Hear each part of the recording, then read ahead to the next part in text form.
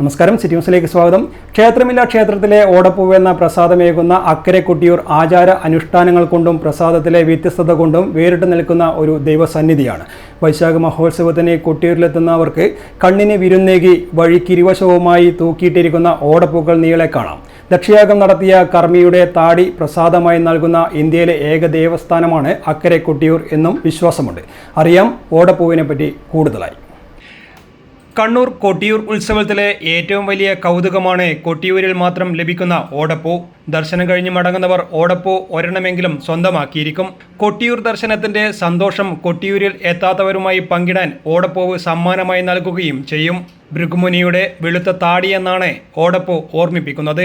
ഓടപ്പൂവിന്റെ നിർമ്മാണം ഏറെ അധ്വാനമുള്ള ജോലിയാണ്. ഓട വെള്ളത്തിലിട്ട ശേഷം എടുത്ത് ഇടിച്ച് ചതച്ച ശേഷം വീണ്ടും വെള്ളത്തിലിട്ട് കറ കളയും. കറ കളയാത്ത പക്ഷം പൂവിന് മഞ്ഞ നിറം ഉണ്ടാകും. വീണ്ടും അത് പിഴിഞ്ഞെടുത്ത് പൂവിന്റെ രൂപത്തിലാക്കിയാണ് ദർശനത്തെത്തുന്ന ഭക്തന്മാർക്ക് നൽകുന്നതിനായി സൂക്ഷിക്കുന്നത്. ഓടപ്പൂ എന്ന് പറയുന്നത് കൊട്ടിയൂർ പെരുമാളിന്റെ ഏറ്റവും പ്രധാനപ്പെട്ട പ്രസാദമാണ്. ഇത് നിലവിലെ ദക്ഷയാഗം നടന്ന ഭൂമി ആയതുകൊണ്ട് തന്നെ വീരഭദ്രം വരുന്ന സമയത്ത് ദക്ഷയാഗം നടത്തിയ മുഖ്യ ആചാര്യൻ ഭൃഗുമുനിയുടെ താടി വലിച്ച് ഓടക്കാട്ടിൽ എറിഞ്ഞെന്നും അതിനുശേഷം ആണ് ഈ ഓടപ്പൂ ഭക്തജനങ്ങൾ മുഖ്യ പ്രസാദമായിട്ട് കൊണ്ടുപോയി തൂക്കുന്നത്. ഈ ഓടപ്പൂ എന്ന് പറയുന്നത് ഒരു വർഷം നമ്മുടെ കുടുംബത്ത് ശിവചൈതന്യം നിറഞ്ഞു നിൽക്കാൻ വേണ്ടിയും നമ്മുടെ കുടുംബം ശിവന്റെ പരിരക്ഷണയിൽ നിൽക്കുന്നുള്ള വിശ്വാസം കൊണ്ടാണ് ഓടപ്പൂ ഭക്തജനങ്ങളൊക്കെ പ്രസാദമായ രീതിയിൽ വാങ്ങിച്ചുകൊണ്ട് പോയി വീടിൻ്റെ മുൻവശങ്ങളിലും അതുപോലെ വാഹനങ്ങൾ അതുപോലുള്ള പ്രധാനപ്പെട്ട കച്ചവട സ്ഥാപനങ്ങളിലൊക്കെ മുമ്പിൽ തൂക്കുന്ന ഒരു വിശ്വാസത്തിന്റെ ഭാഗമാണ്.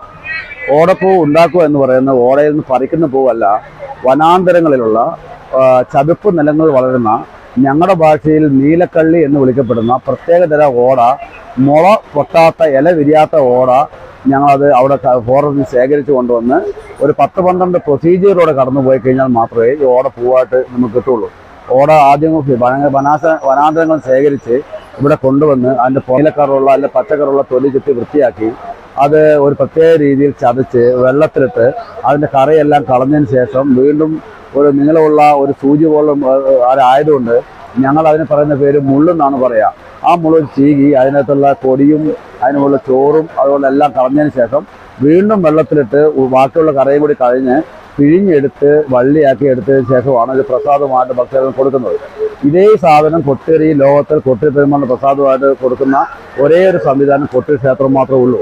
ദിവസങ്ങളുടെ അധ്വാനം വേണം ഓടപ്പൂവ് നിർമ്മിക്കാൻ. ഒരു കാലത്തെ പരക്കെ ഉണ്ടായിരുന്ന ഓടക്കാടുകൾ കൊട്ടിയൂരിൽ നിന്ന് അപ്രത്യക്ഷമായി കഴിഞ്ഞു. കൊട്ടിയൂർ ഭഗവാനെ ആദിവാസികൾ വിളിക്കുന്നത് തന്നെ ഓടക്കാടച്ചൻ എന്നാണ്.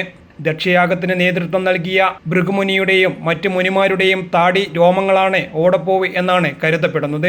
ശിവഭൂതങ്ങളുടെ തലവൻ വീരഭദ്രനും സംഘവും യാഗം തകർക്കാൻ എത്തിയപ്പോൾ ഭൃഗുമുനിയുടെയും മറ്റു മുനിമാരുടെയും താടി രോമങ്ങൾ പിഴുതെറിഞ്ഞതാണ് ഓടപ്പൂവായി മാറിയതെന്ന് കരുതപ്പെടുന്നു.